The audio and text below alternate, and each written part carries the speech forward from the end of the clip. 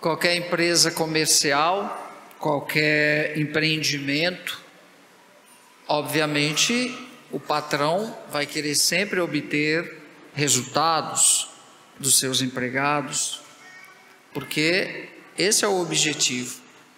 Quando se investe, geralmente se espera os lucros.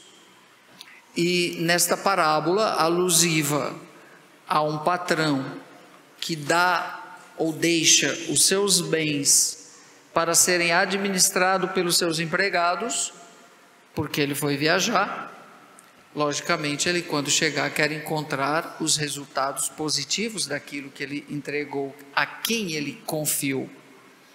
E esta parábola justamente vem nos dizer que quando fomos criados e presenteados com o dom da vida, Deus nos deu talentos, dons.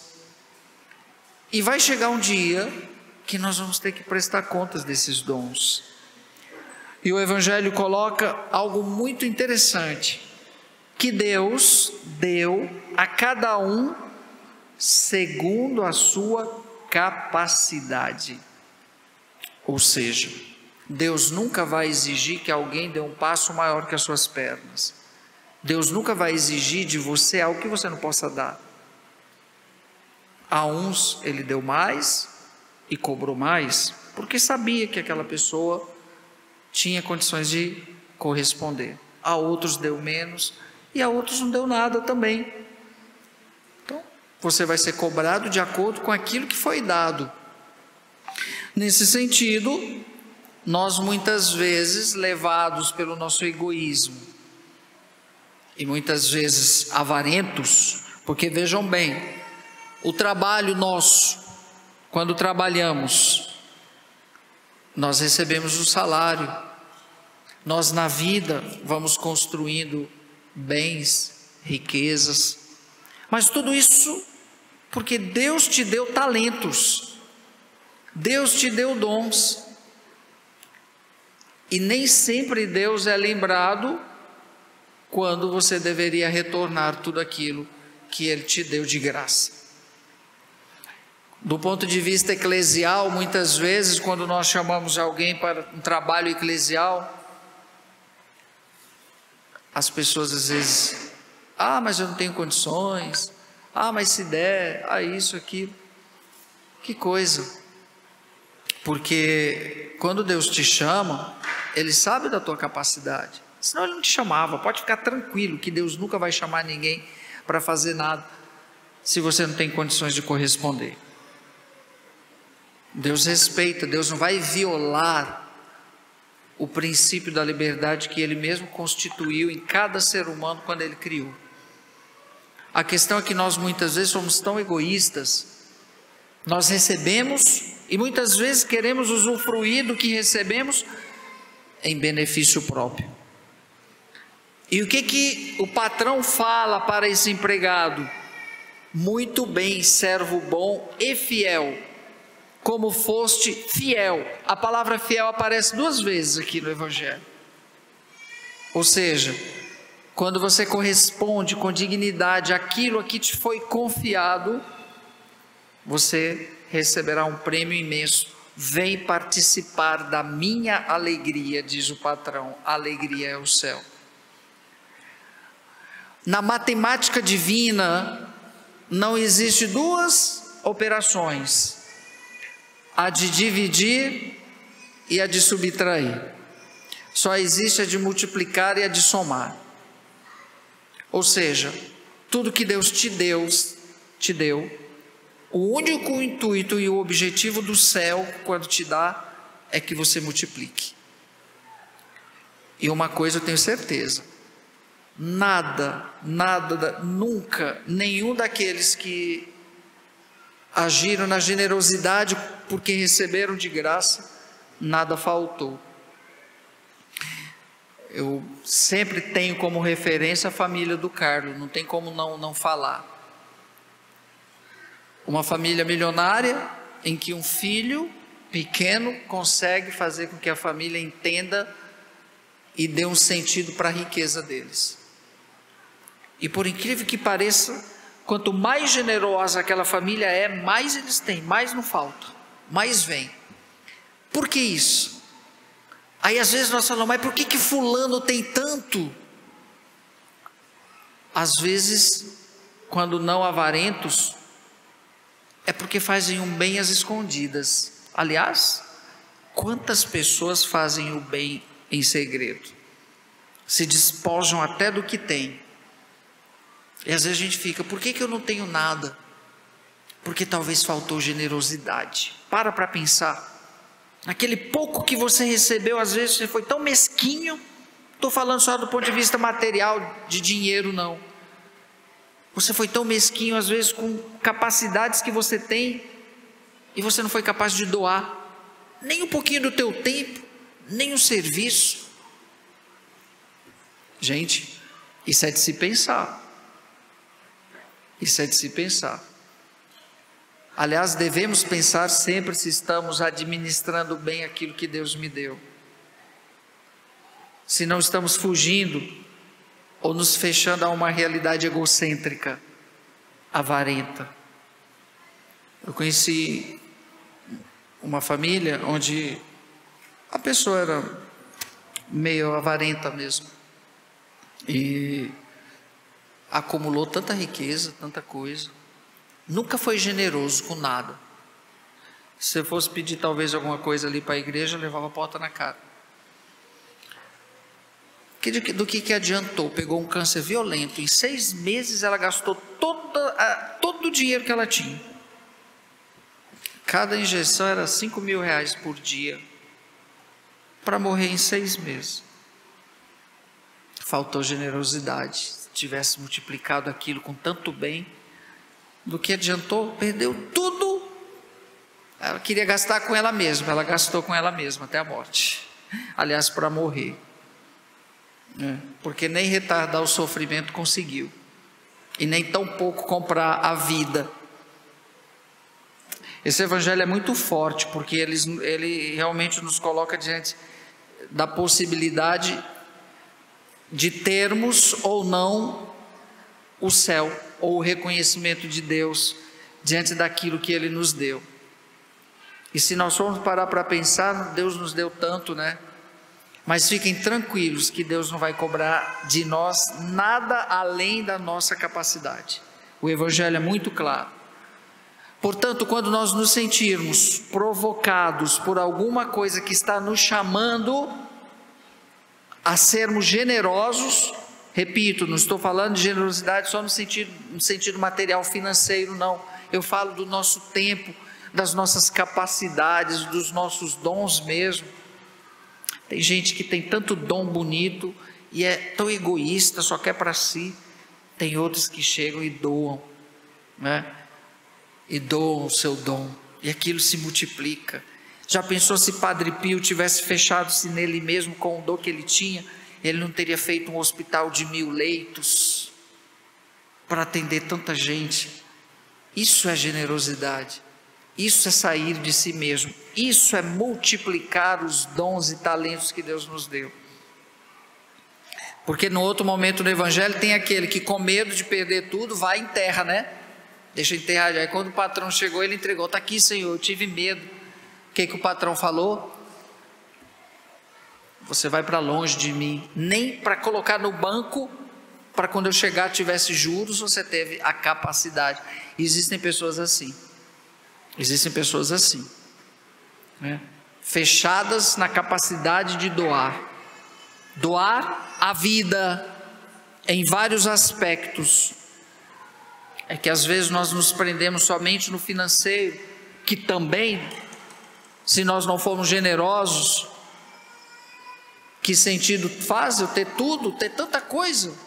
Aí nós olhamos a vida bela de alguns santos que eram riquíssimos e olha Francisco de Assis, se ele não tivesse se despido das próprias vestes e entregado para o pai dele, a obra franciscana no mundo, as obras sociais que existem no mundo que ajudam tantas pessoas. Santa Catarina de Sena, tantas outras santas e santos que entenderam que tudo que eles receberam de Deus eles deveriam doar com generosidade para deixar uma obra que continuasse e não simplesmente morresse neles mesmos. Mas infelizmente, hoje, por conta do egoísmo, por conta do consumismo e tantos outros ismos, nós estamos muito mais voltados para nós mesmos. Basta ver agora, no próximo domingo, nós vamos encerrar o nosso ano litúrgico com a solenidade de Cristo Rei. Encerraremos mais um ano de caminhada. E no outro domingo, 3 de dezembro, iniciaremos o primeiro domingo do Advento, o novo ano litúrgico na igreja, que nos prepara para uma festa linda, que é a do Natal, que infelizmente virou comercial. E os próprios cristãos fazendo, os próprios católicos também fazendo dessa festa uma profanação do Natal. Já tem gente que já está, a gente já vê, os enfeites de Natal já estão aí. As ideias de consumo já estão, as pessoas já estão pensando na ceia. Não sei de onde inventaram isso, porque no presépio não teve ceia. Eu não lembro lá no presépio ceia, tomando cerveja, brindando, chamando a família. Não vi. No presépio que eu conheço, não. No entanto, nós deveríamos olhar para o Natal tendo como referência o presépio. Não estou dizendo que não tem que se confraternizar, mas é que às vezes nós dispensamos e desfocamos as coisas. Gasta-se tanto para nada, porque se cria uma sensação de que todo mundo quer celebrar. Celebrar o quê? Tem que celebrar a missa, celebrar o Natal em família. Aí convida todo mundo que passou o ano todinho, nem viu, passou o ano todinho falando mal um do outro. Aí reúne. Graças a Deus isso não acontece em Ladário. Aí reúne. Depois da meia-noite, tomaram todas, aí começam a jogar na cara do outro o que deixaram de fazer. Aí por fim já estão se batendo, e mãe chorando e outros separando. Oh, meu Deus do céu, que Natal é esse? Isso só acontece na Groenlândia. Aqui não. Que Natal é esse? Que falsidade é essa? Passou o ano todinho, não olhou nem na cara do outro, aí convida para a ceia. Tenha santa paciência. Tenha santa paciência. Gaste o dinheiro dessa ceia com a cesta básica, dando para os pobres, que tem muito mais sentido. Muito mais sentido do que fazer aquelas festas falsas. Não estou dizendo que não tenha festa bonita não, viu gente? Entendo o que o padre está falando. Não estou falando generalizando não, estou falando de alguns episódios que é assim. Aí vai o Réveillon.